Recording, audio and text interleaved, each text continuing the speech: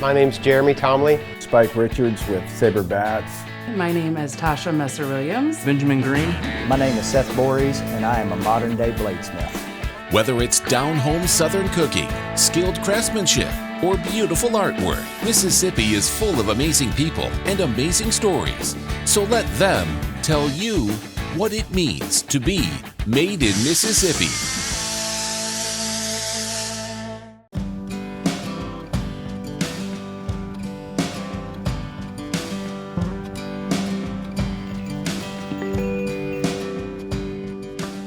My name's Jeremy Tomley. My family has owned this Christmas tree farm for 100 years.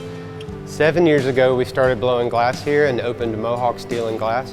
So when customers would come out and pick out a Christmas tree, then they could come inside and blow an ornament or do a date night or just have an experience with their families.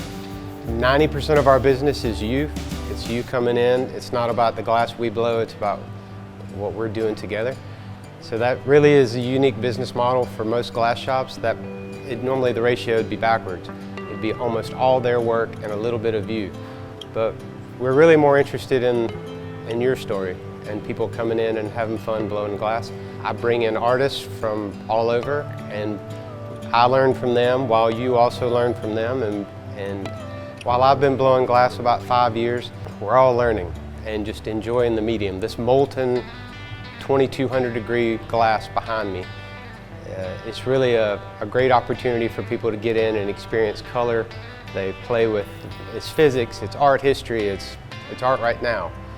So this is really ground zero for glass blowing in Mississippi. It's the only hot shop in the state.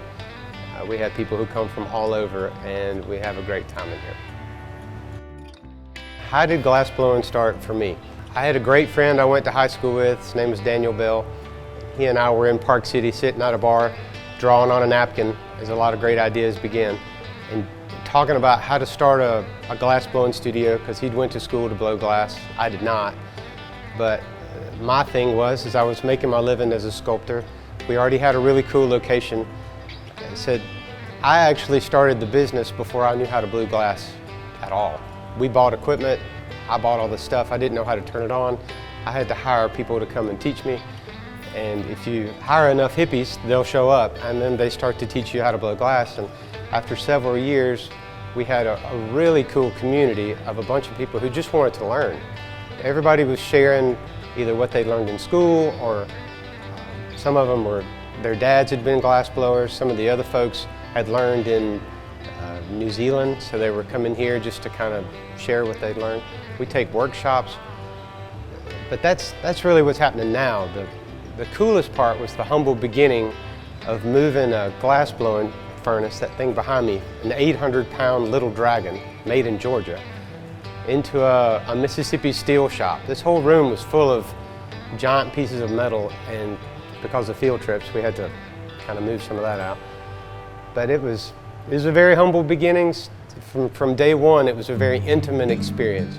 It was people coming in, just little groups, and experiencing blown glass on the end of a stick, and us almost not even knowing that they shouldn't get involved. We didn't have red tape on the floor that said, don't come here, you don't know how.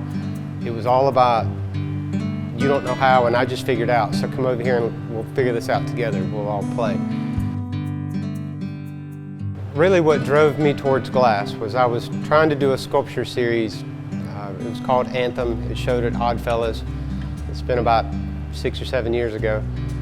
But the goal of the show was to capture breath and to explain an experience that I've had, this crazy blessing curse called cystic fibrosis. It's not very romantic. It's so you've got a lot of mucus. There's a happy word. The mucus is in your lungs. It's in yours. It should move freely. It should collect yuck, and then it should move it out of there and keep your lungs clean. Well, mine, it doesn't move. So it's really sticky and gunky, and it's prone to infection and bacteria. So you end up with really bad, respiratory infections. It gave me a unique lens, I guess, to view life. I spent 10 years on the road rock climbing and chasing things that weren't in Mississippi, only to come back home and decide that this was the place I wanted to tell this story. to change the awareness about cystic fibrosis, to try to show people that with the right environment, you could really thrive with a disease that was considered something you just could barely live with. But giving back like that and finding a way to really belong and contribute to so many stories again, and it just made everything more robust. It made me happier. It just felt like life meant more than if we had just been hiding. I was not raised to do that, so I'm always humbled by the people who walk in the door and they know that part of the story and they recognize that when they leave they have a piece of my breath, because I don't have that much. I mean, I've got half as much as a normal person. So trying to find a way to capture that and then give it to somebody else, that's really my passion. But the driving force behind this was to share something that I didn't have a lot of. And because it is scarce, to me it is valuable. If you only got so much. So I try to share it as much as I can, and we have a great time doing it. So the glass blowing process starts off with a lot of practice. Ideally, you're working with somebody who's made thousands of mistakes, and that means that you can walk in right off the street and having an experience with a 5,000-year-old craft, watching me gather molten glass out of the furnace with a blowpipe, blow and trap air in, that would be your seed bubble. We'll work the glass back and forth to cool it. As you cool certain parts of it, then you blow. The parts you haven't cooled are what begin to grow. So you can kind of chase the bubble around. Think of drinking out of a whiskey glass or a wine glass, and one side is thicker than the other. That would mean wall thickness, or the distribution would be wrong. So there's 1,000 ways to mess up a wine glass. But you want to be able to jump in and not have to experience all those failures, but somehow experience the fun part. And that's really where our people I'll ask them to blow hard, blow soft. They'll pick up color. They'll have opportunities to get very close and sometimes to shape the glass. It really just depends on somebody's ability to assist. So after we make this thing, whatever it is, if it's a pumpkin, it goes in a mold. If it's a wine glass, then it's shaped by hand. We have tools over here that the tools have been the same for 2,000 years. A pair of jacks, for example, the problem's always been the same. How do we disconnect it from the pipe and break it off and then have this thing that we can heat and shape again, or put it in the annealer behind me and cool it off for about 12 hours. So taking glass that's 2,200 degrees and then slowly cooling it is the only reason it doesn't just blow up right in front of you. Because otherwise, the glass will relieve stress to the point where it just cracks and then it's over. When people come in, the thing they're most excited about, the thing that really gives the piece identity that means they did it, is they'll come in and say, I want blue, or I want this to match whatever. Glass color can be a lot like personalities. They all have different ways that they heat up, different ways they expand. So just combining color is a big part of the art in glass, and sometimes it goes really well. Sometimes one will be very stiff and hard to heat up, and the other will expand very quickly. So you're trying to mesh colors that will work well together. The glass that goes into the furnace, it looks like little pieces of ice. It's called cullet. Most of our glass comes from Germany or from New Zealand. So if we run out of glass, we can't just go to Hobby Lobby and get more. We have to order more. Most of it comes from Seattle.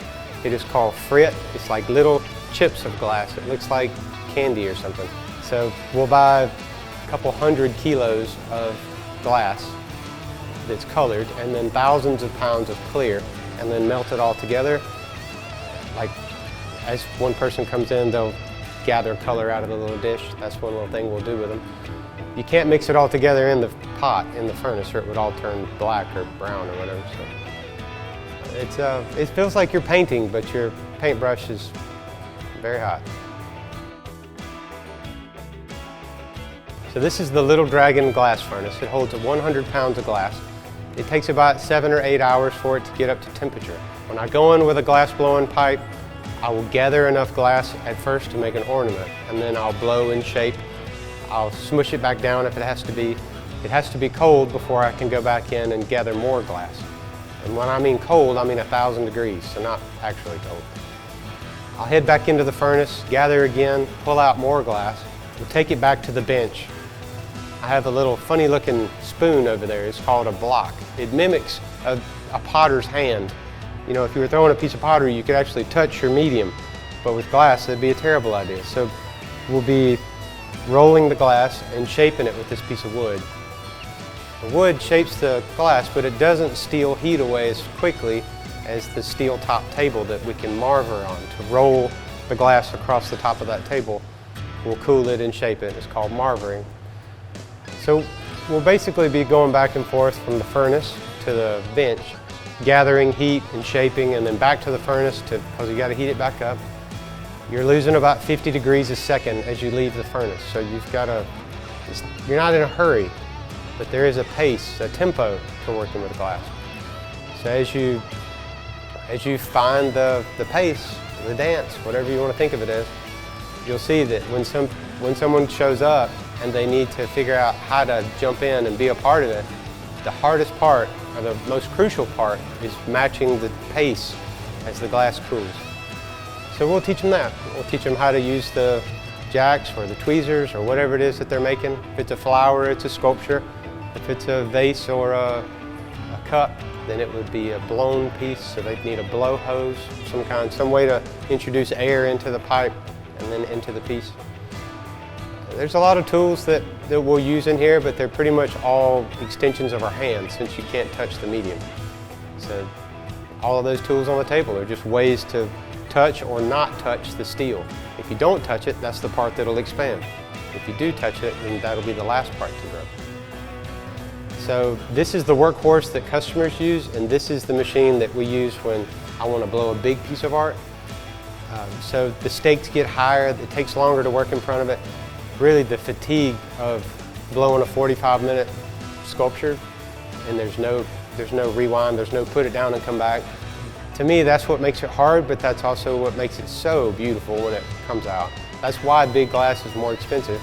It's the tools must be bigger, the pipes have to be bigger, the team is bigger, it takes more time. If you and I decided to paint a painting with a paintbrush, it would be awkward for me to try to help you. I could hold one end and you could hold the other. It'd be pretty hard for us to wrap our head around the direction we were going. It's not like that in here. In here, I need somebody to open the door. I need somebody to breathe for me. I've already told you, can't do that well. So whether it's you walking in off the street or my assistant who's in here working with me, or maybe I'm assisting somebody, a team in here is more valuable than anything. So when you introduce people who either know how or who are learning how to blow glass, it's a wild dynamic. It's a place where you really learn who you are.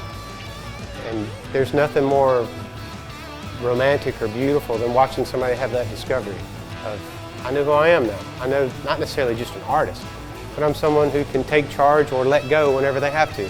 Come in and assist. Be humble enough to ask what's next. It demands a wide range of abilities to be in here. It's something you aspire to be able to live up to, is to be a great glass blower. And to love people as much as glass, I think is important. For us, these were small dreams at some point, and there's a lot of people out there having small dreams right now that they need more attention paid to them. They need somebody to believe in them. But I found myself in a position where people didn't really know what to think about what we were doing. And the more they got it, the more satisfaction it brought me, the more excitement it gave them, because they realized there was somebody right down the road who was really making a living with their hands, one that didn't exist if they had just stayed in bed. I get to stand there with really hot material and talk to grown-ups and children and old ladies and everybody and explain how whatever it is you're good at now, if you put a lot of emphasis in it and a lot of effort, you could take it to the next level. And it really boils down to, is it a good idea or a great idea? Is it worth pursuing? And if you love it, then it is a great idea. We try to teach people to go after that. And I find it very rewarding, even more so than just being an artist myself, is being somebody who gets to facilitate an experience with art. It is wild and very beautiful.